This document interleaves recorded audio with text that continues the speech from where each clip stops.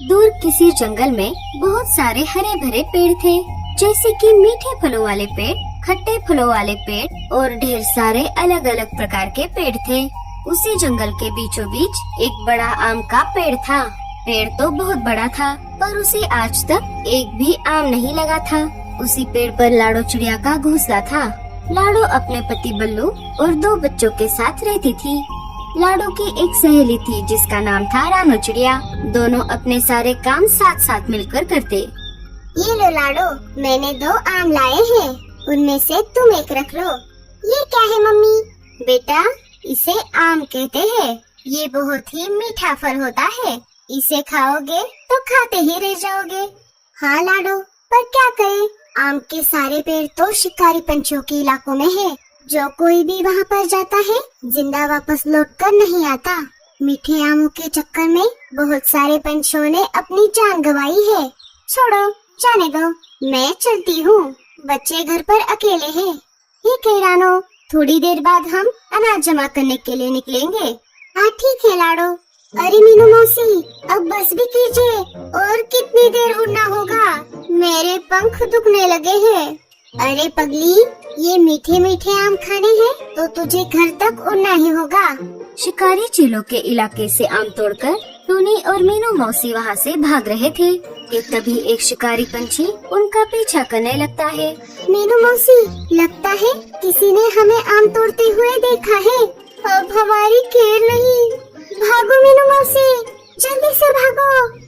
अरे, मुझे तेज भागने की जरूरत नहीं है। मुझे तो सिर्फ तुझसे ज्यादा तेज उड़ना है। वो कैसे मीनू मौसी? अरे पगली, तू पीछे रह जाएगी तो वो शिकारी पंछी तुझे ही खा जाएंगे ना। नहीं नहीं मीनू मौसी, ऐसा मत कहिए। मेरे लिए रुक जाइए, मैं भी आपके साथ साथ उड़ूंगी। दोनों जैसे तैसे करके अपने घर तक आ जाती है। घर आते ही दोनों हंसने लग जाती है। हाँ मीनू मौसी, आपने ऐसा क्यों किया? अगर मैं पीछे रह जाती तो वो चील मुझे ही खा जाता। आप बहुत बुरी हो। अरे पगली, अगर मैं ऐसा नहीं करती तो तू सच में पीछे रह जाती। देख, तू अब मेरे साथ है। चल, अब कोई और टपक पड़े इससे पहले ये आम हम खा लेते हैं। आहा हा हा हा, कितनी अच्छी खुशबू आ रही है।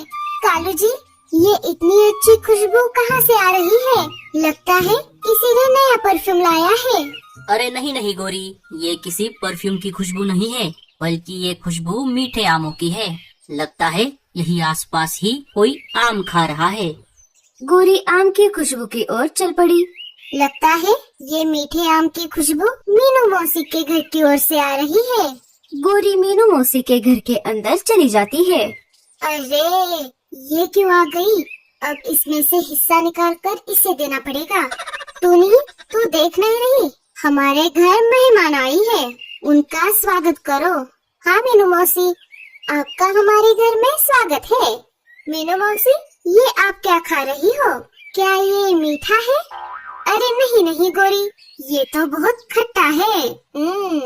इसे खाकर तो मेरे दांत किटकिटा रहे हैं। कोई बात नहीं मीनू मौसी, इसमें से थोड़ा मुझे खाने को मिल जाए तो बहुत अच्छा होता। हाँ हाँ, क्यों नहीं, रुक जा, मैं एक काम करती हूँ, इसमें से आधा आम खा लेती हूँ, फिर आधा आम तू ले जाना। हाँ मीनू मौसी, ठीक है।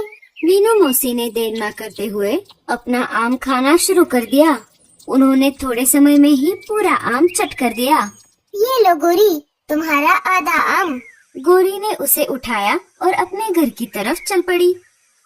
पागल कहीं की, मेहनत करूँ मैं और आम खाए ये। ये देखिए कालू जी, आखिर में ये मीठा आम लेकर आ ही गई। हाँ हाँ गोरी, खा लो, बस मुझे परेशान मत करो, मुझे सोने दो। गोरी ने आम खाने की बहुत कोशिश की, पर उसे आम खाया नहीं जा रहा था। अरे, ये आम टूटता क्यों नहीं? कालू ने आम की ओर देखा और जोर जोर से हंसने लगा। अरे गोरी, ये कोई आम नहीं, ये तो आम की गुठली है। ये गुठली तुम कहाँ से उठा लाई? इसका मतलब मीनू मौसी ने मुझे फंसाया है। मीनू मौसी, आपने ये अच्छा नहीं किया, मैं आपको छोड़ूंगी नहीं। अब एक काम करो, इस गुठली को जमीन में गाड़ दो, जब इसका पेड़ बन जाएगा तब तुम्हें ढेर सारे आम खाने को मिलेंगे। हाँ हाँ ठीक है, मैं ऐसा ही करती हूँ। इधर रानो और लाडो अनाज लेकर अपने घर वापस आ जाती है। लाडो, मैं बहुत दिनों से देख रही हूँ तुमने अपना घोंसला इसी पेड़ पर बनाया है। जब पेड़ सूख जाता है तब पंछी दूसरे पेड़ पर जाकर घोंसला बनाते हैं, पर ये पेड़ सूख जाने के बाद भी तुम यहाँ से नहीं गई। हाँ रानो, इस पेड़ को मेरे माँ पिताजी ने लगाया था। उन्होंने कहा था इस पेड़ की देखभाल करना, यह बड़ा हो जाएगा तो तुम्हें ये बहुत सारे फल देगा। जब इसे फल आने वाले थे तब न जाने क्यों ये सूख गया। मम्मा, बहुत देर हो गई, लेकिन पापा अभी तक घर नहीं लौट आए। बच्चों, पर पापा कहाँ पर गए हैं? सोनू पापा के पास मीठे आम खाने की जिद कर रहा था। पापा ने सोनू को बहुत समझाया, लेकिन सोनू के जिद के आगे पापा की एक न चली। इसीलिए पापा सोनू के लिए आम लाने के लिए चले गए हैं। अरे नहीं, कहीं तुम दोनों के पापा मीठे आमों के पेड़ों के इलाकों में तो नहीं गए? वहाँ तो शिकारी चिढ़ रहते हैं। तुम चिंता मत करो लाडो, भाई साहब को कुछ नहीं होगा।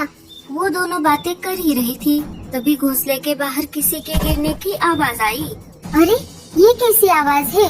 सब बाहर आ जाते हैं। अजी, ये आपको क्या हुआ? ये सब कैसे हुआ? अजी, आपको क्या हुआ? उठिए ना। लगता है शिकारी चिलों ने इन पर हमला किया है। हमें फौरन इन्हें डॉक्टर उल्लू चाचा के पास लेकर जाना होगा। लाडो बल्लू चिड़े को पंछी एम्बुलेंस में बिठाकर डॉक्टर उल्लू चाचा के पास लेकर आई। डॉक्टर उल्लू चाचा छोटे पेड़ में कुछ दवाई डाल रहे थे। लाडो बल्लू चिड़े को डॉक्टर उल्लू चाचा के घर के अंदर लेकर आई। अरे अरे, ये क्या हो गया? लगता है किसी शिकारी पंछी ने इन पर हमला किया है। मुझे इनके घाव पर मरहम लगाना होगा। डॉक्टर उल्लू चाचा ने जड़ी बूटी वाला मरहम बल्लू चिड़े के जख्मों पर लगा दिया। उन्होंने मरहम टेबल पर रख दिया। मरहम नीचे छोटे पेड़ वाले मिट्टी में जाकर गिर गया।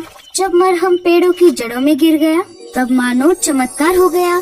सूखा हुआ पेड़ धीरे धीरे हरा होने लगा। अरे वाह, ये तो गजब हो गया। बहुत दिनों से मैं पेड़ों के ऊपर खोज कर रहा था और आज जाने अनजाने में ही सही हमें आज बहुत बड़ी सफलता हासिल हुई। बल्लू बेहोशी से जाग गया। आपका बहुत बहुत शुक्रिया चाचा जी, आपने मेरे पति की जान बचाई। मैं जिंदगी भर आपकी कर्जदार रहूंगी। अरे लाडो, शुक्रिया तो मैं तुम्हारा करना चाहूँगा।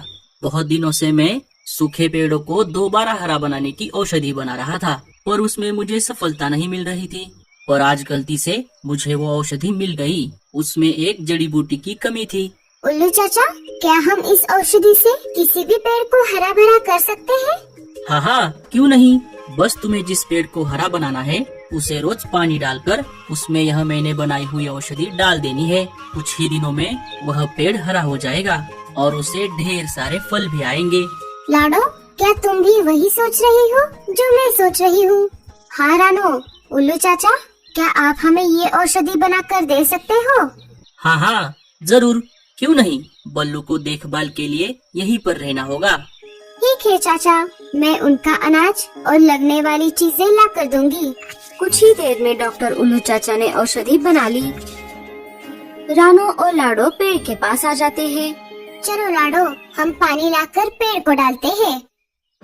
इधर गोरी और कालू मीठे आमों के चक्कर में शिकारी चीलों के इलाके में आ जाते हैं।